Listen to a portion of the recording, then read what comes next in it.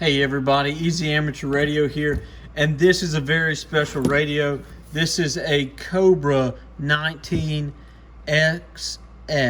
Kind of hard to say. I like to say a Cobra 19 extra small. This is a vintage radio. Let's see if it says the years on the back of it. Oh, October 1983. This is a model number 19XS, FCC ID, and everything like that. 1983, made in Korea, and Cobra says it is inspected and ready to pass. Okay, what's cool about this radio? First things first, it's an all-metal case. It's pretty much an all-metal chassis. This thing ain't light. If this isn't mounted correctly in your car and it came loose in a wreck or something, that would not be fun. So what we're looking at is a custom engraving. That's right, Corncob CB Shop does do custom engraving for certain radios, Cobra 29s, Cobra 25s, stuff like that.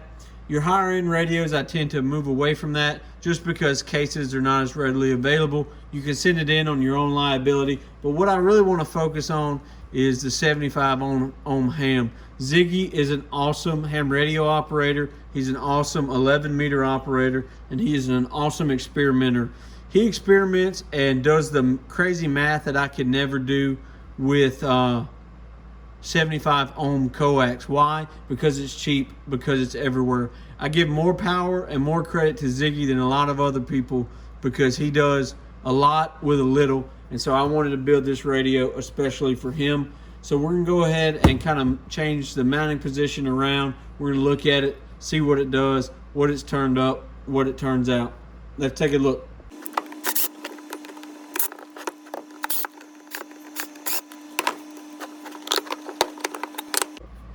Okay, so as you saw in that demonstration, you want to make sure that you take the top cover off, then the bottom cover. So what are we looking at right here? This is the internals of an older radio.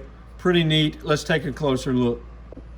All right, so now that we got the radio oriented correctly, this pot right back here, which will be, if you have the radio oriented as I do, in the upper left corner, this is going to be your adjustment pot that determines, you know, your output.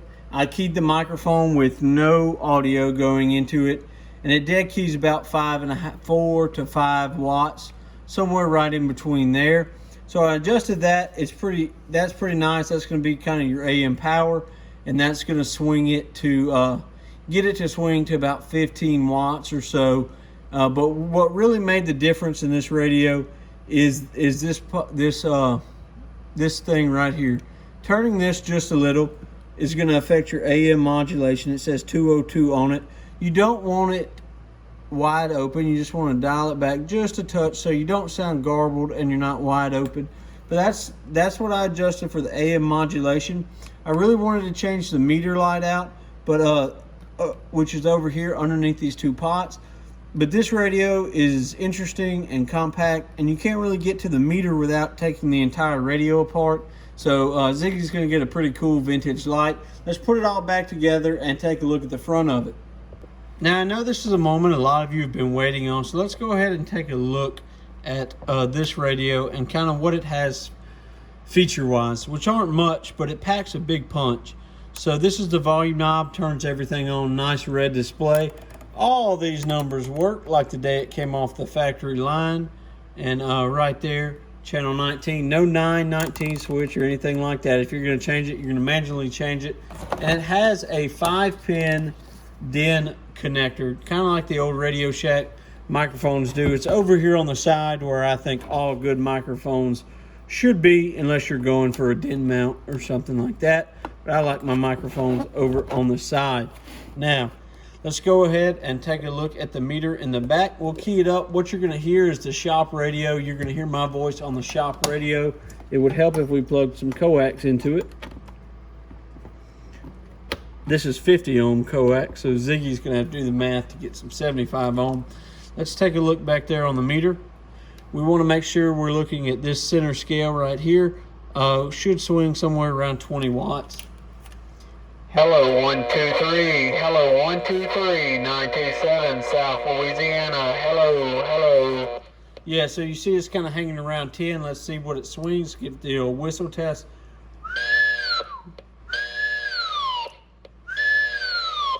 Yeah, a little over 20 watts. You know, that's where it's peaking, but you're not going to be whistling into it all the time. You can see just regular talking. You have nice loud audio, somewhere around 10 watts or so. So that's a pretty powerful punch for such a small radio. Yeah, so I'm a big fan of this radio. I think Ziggy's really going to like it. This cool retro meter, kind of a neat little retro look. If I had to pick two downsides to this radio, what we're looking at, that's a downside. And these could be fixed, but I wasn't going to do it. Right here, we have this 5-pin DIN connector. I'd like to see that swapped out to a Cobra 4-pin plug that's universal. That way you're not relying on such a unique microphone. And then I'm going to unhook the power back here. I just have it on some loose leads. And we'll unhook this. This power connector is not the universal 3-pin CB radio power connector that we're used to. And I think it wouldn't take much to swap it out. And then you could have you a pretty universal radio that's easy to throw in and throw out. So Ziggy, I really hope you like this radio. Guys, if you've never heard of the 75 ohm ham, why don't you look that up? Go ahead. His link will be in the description. Go ahead and give him some views. He's a wizard, I've got to say. 73, everybody. Easy amateur radio with more CB radio content.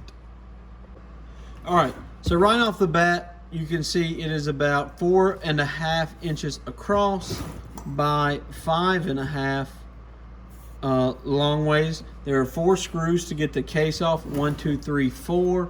You have a volume knob, a squelch knob, and a channel knob. I like how these are small. I just think that's cool. And then an automatic noise leveler on and off.